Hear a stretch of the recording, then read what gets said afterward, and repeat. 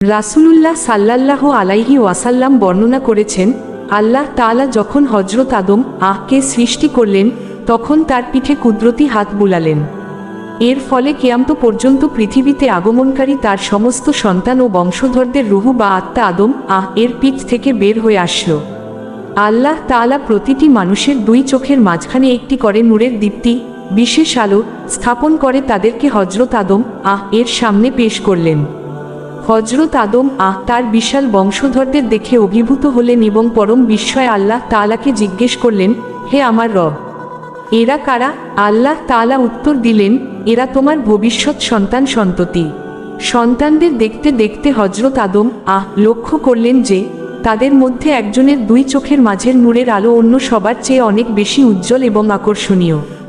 তিনি মুগ্ধ হয়ে জিজ্ঞেস করলেন, হে আমার প্রতিপালক, উনি কে? আল্লাহ তাআলা বললেন, সে তোমার ভবিষ্যৎ বংশধরদের একজন নবী, তার নাম দাউদ। হযরত আদম তখন তার বয়স সম্পর্কে জানতে চাইলেন, হে আল্লাহ, আপনি তার আয়ু কত নির্ধারণ করেছেন? আল্লাহ তাআলা বললেন, মাত্র 60 বছর। হযরত আদম তার এই প্রিয় সন্তানের সংক্ষিপ্ত জীবন দেখে ব্যথিত হলেন এবং আল্লাহর দরবারে আরজি পেশ করলেন, হে আমার রব, আমার নির্ধারিত আয়ু থেকে 40 বছর কেটে নিয়ে ওর বয়স আরও 40 বছর বাড়িয়ে দিন, যাতে তার বয়স 100 বছর পূর্ণ হয়। আল্লাহ তাআলা তার এই আবদার মঞ্জুর করলেন এবং ফেরেশতাদের এই বিষয়ে সাক্ষী রাখলেন। কালক্রমে যখন হযরত আদম এর জীবনের শেষ সময় ঘনিয়ে আসলো এবং তার নির্ধারিত বয়স শেষ হলো, তখন তার জান কবজ করার জন্য মৃত্যুর ফেরেশতা হযরত আজরাইল আগমন করলেন। হযরত আদম বিস্মিত হয়ে বললেন, কেন? আমার আয়ু তো আরও 40 বছর বাকি আছে। ফেরেশতা তখন তাকে স্মরণ করিয়ে দিয়ে বললেন, আপনি কি ভুলে গেছেন? আপনি নিজে খুশি হয়ে আপনার জীবনের সেই 40 বছর আপনার প্রিয় সন্তান দাউদ কে দান করেছিলেন।